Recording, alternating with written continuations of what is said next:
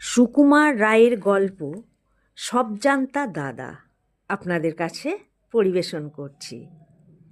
এই দেখ টেপি, দেখ কীরকম করে হাউই ছাড়তে হয়। বড় যে রাজু মামাকে ডাকতে যাচ্ছিলি কেন? রাজু মামা না হলে বুঝি হাউই ছোটানো যায় না? এই দেখ। দাদার বয়স প্রায় বছর 10 হবে, টেপির বয়স মোটে 8, অন্য অন্য ভাই বোনেরা আরও ছোট। সুতরাং দাদার দাদাগিরির আর অন্ত নেই। দাদাকে হাওয়াই ছাড়তে দেখে টেপির বেশ একটু ভয় হয়েছিল, পাছে দাদা হাওয়ের তেজে উড়ে যায় কি পুড়ে যায় কিংবা সাংঘাতিক কিছু একটা ঘটে যায়। কিন্তু দাদার ভরসা দেখে তারও একটু ভরসা হলো। দাদা হাওয়াইটিকে হাতে নিয়ে একটুখানি বাঁকিয়ে ধরে বিজ্ঞের মতো বলতে লাগলো, এই সলতের মতো দেখছিস, এইখানে আগুন ধরাতে হয়।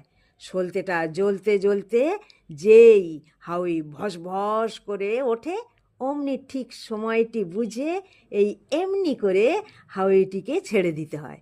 এইখানে হচ্ছে আসল বাহাদুরি। কাল দেখলি তো প্রকাশটা কী রকম আনাড়ির মতো করছিল।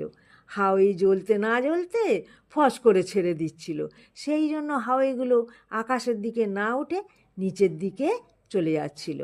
এই বলে সব জানতা দাদা একটি দেশলাইয়ের কাঠি ধরালেন। ভাই বোনেরা সব অবাক হয়ে হাঁ করে দেখতে লাগলো।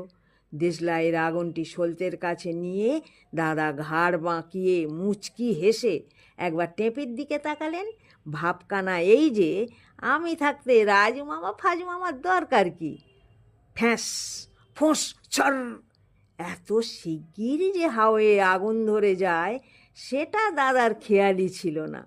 দাদা তখনও ঘাড় বাঁকিয়ে হাসি হাসি মুখ করে নিজের বাহাদুরির কথা ভাবছেন, কিন্তু হাসিটি না ফুরোতেই হাওই তখন ফ্যাঁস করে উঠল। তখন সেই সঙ্গে দাদার মুখ থেকে হাউ মাউ গোছের একটা বিকট শব্দ আপনা থেকে বেরিয়ে এলো। আর তারপরেই দাদা যে একটা লম্ফ দিলেন, তার ফলে দেখা গেল যে ছাদের মাঝখানে চিৎপাত হয়ে অত্যন্ত আনাড়ির মতো তিনি হাত পা ছুঁড়ছেন। কিন্তু তা দেখবার অবসর টেপিদের হয়নি, কারণ দাদার চিৎকার আর লম্ফ ভঙ্গির সঙ্গে সঙ্গে তারাও কান্নার সুর চড়িয়ে বাড়ির ভিতর দিকে রওনা হয়েছিল। কান্না টান্না থামলে পর রাজু মামা যখন দাদার কান ধরে তাকে ভিতরে নিয়ে এলেন, তখন দেখা গেল যে দাদার হাতের কাছে ফোসকা পড়ে গেছে আর গায়ের 2-3 জায়গায় পোড়ার দাগ লেগেছে। কিন্তু তার জন্য দাদার তত দুঃখ নেই।